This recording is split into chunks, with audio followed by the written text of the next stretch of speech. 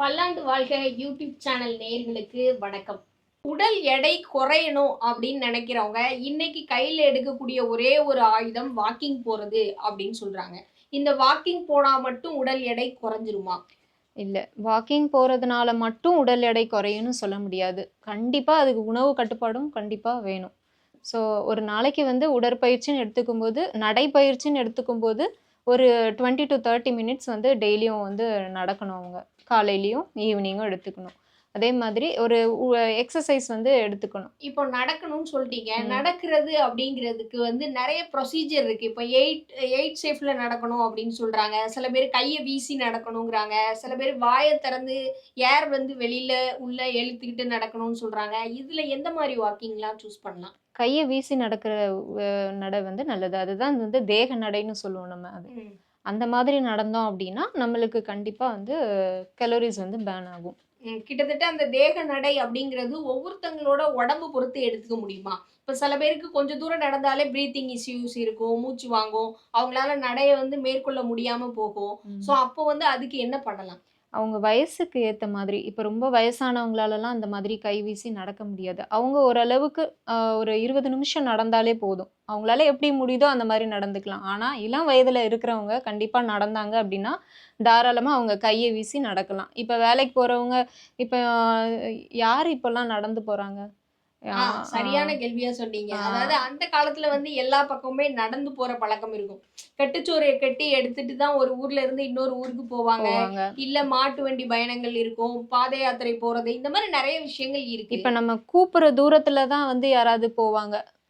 நம்ம ஆஃபீஸ் இருக்கும், இல்ல வேலைக்கு போற ஸ்கூல் கூட இப்போ குழந்தைங்கலாம் பார்த்தீங்கன்னா, பெற்றோர்கள் வந்து இப்பமே வந்து குழந்தைங்கள வந்து நடக்கிறதுக்கான வாய்ப்பு குடுக்காம அவங்கள வந்து பஸ்ல கூட்டிட்டு போறது, பைக்ல கூட்டிட்டு போறது, கார்ல கூட்டிட்டு போறது இப்படி தான் போயிட்டுருக்காங்க.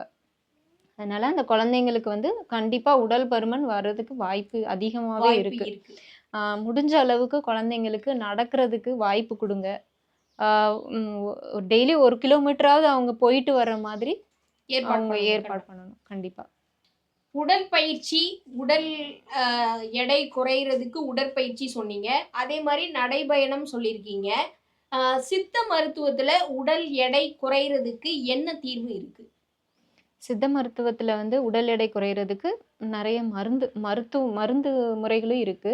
அதே மாதிரி நாங்க மெயினா வந்து உடல் எடையை குறைக்கிறதுக்கு முதல்ல உணவு மூலமா தான் ஃபர்ஸ்ட்டு நாங்க வந்து சொல்லுவோம். உணவு மூலமா குறைக்கிறதுக்கு பிளஸ் இந்த உடற்பயிற்சி முறைகள் இந்த மாதிரி வந்து அவங்களுக்கு கத்துக் குடுத்துருவோம். அ உணவு முறைகள் சொல்லும்போது நம்ம நீர் காய்கள் வந்து நெறைய எடுத்துக்கணும். ம். பூசணிக்காய், மஞ்சள் பூசணி, வெள்ளை பூசணி எடுத்துக்கலாம்.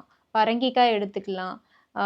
சுரைக்காய், ஆனா முள்ளங்கி சிட்டி சைடு பார்த்தீங்கன்னா, இந்த மஞ்சள் பூசணி, நீங்க சொல்லக்கூடிய சுரைக்காய் இந்த காய்கறிலாம் பார்க்கவே முடியலையே! இல்ல, எல்லாரும் இங்கிலீஷ் காய்கறின்னு சொல்ற கேரட்டு, பீன்ஸு இத நோக்கி தானே போறாங்க. இல்ல காய்கறிகள்லாம் கிடைக்கும். நம்ம அத தேடி போணும். அப்படி சொல்லுங்க. ம். பூசணிக்காய வந்து டெய்லியும் வந்து மார்னிங் வந்து வெறும் வயித்துல, அத வந்து நம்ம அந்த விதைகளெல்லாம் எடுத்துட்டு, அந்த சதை பகுதிகள மட்டும் எடுத்து நம்ம டெய்லி வந்து ஜூஸ் போட்டு குடிக்கலாம்.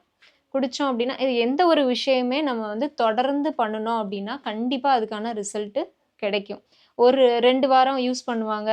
பண்ணிட்டு, ஐயோ! என்ன வெயிட் மிஷின வந்து டெய்லியும் பார்ப்பாங்க ஒரு சிலர். ம். நான் இன்னைக்கு இவ்ளோ இது இருந்திருக்கேன். எனக்கு வெயிட் குறையுதான்னு பார்ப்போம்ன்னு சொல்லிட்டு டெய்லி வெயிட் மிஷின் எடுத்துட்டு பார்ப்பாங்க. ஸோ அது வந்து தப்பான கான்செப்ட். ம். கண்டிப்பா ஒரு 10 நாளைக்கு ஒரு தடவ நீங்க வேணா பார்த்துக்கலாம். வெயிட் பார்த்துக்கலாம். ஓ! நம்ம ஒரு ஒரு இப்ப நீங்க சொன்ன மாரி அந்த ஜூஸ் குடிக்கிறாங்க அப்டின்னா, குடிச்சிட்டு நான் வெயிட் குறைஞ்சுட்டேனா, வெயிட் ஆ குறைஞ்சுட்டேனான்னு ஒரு பார்க்குறாங்க. நாளைக்கான உணவு நம்ம எடுத்துக்கிட்டு, அன்னைக்கு நைட்டு நம்ம ஓகே வெயிட் குறைஞ்சிருக்கான்னு பார்ப்போம். இந்த மாதிரி பார்க்குறது வந்து ஒரு தப்பான கான்செப்ட். 10 நாளைக்கு ஒரு தடவ வேணா நம்ம செக் பண்ணிக்கலாம். நம்ம எவ்வளோ வெயிட் குறைஞ்சிருக்கோம்னு வேணா 10 நாளைக்கு ஒரு தடவ பார்த்துக்கலாம். சரி, இப்போ மக்களோட மனப்பக்குவம் அப்படிங்கிறது, நீங்க சொன்ன மாரி இப்ப அந்த பூசணி விதைய எடுத்துட்டு, அந்த சாற குடிக்கக்கூடிய பழக்கவழக்கம் எடுத்துட்டு இருக்காங்கன்னா, மத்தவங்க உடனே நான் இத சாப்பிட்டேன், வெயிட் குறைஞ்சுட்டேன் அப்படின்னு சொன்னத கேட்ட உடனே, அப்ப மறுபடியும் இத ட்ரை பண்ணுவோம் அப்படின்னு சொல்லிட்டு உடனடியா மாறுறாங்க. மாறிடுறாங்க. ஆ ஸோ அதனால நெறைய பாதிப்புகள்லாம் வரும் இல்லையா? ஆமா. ஒரு விஷயத்த நம்ம ஃபாலோ பண்றோம் அப்டின்னா, நம்பிக்கைங்கிறது ரொம்ப இம்பார்ட்டன்ட். நம்ம நம்பிக்கையோட ஒரு விஷயத்த பண்ணுனோம் அப்டின்னா, கண்டிப்பா அது வந்து சக்சஸ் ஆகும். இப்ப நீங்க பூசணிக்காயே வந்து டெய்லி ஜூஸா எடுத்துக்கிறீங்க அப்டின்னா, தொடர்ந்து ஒரு 1 மாசமாவது அத எடுத்தா தான், அதுக்கான பலன் நம்மளுக்கு தெரியும்.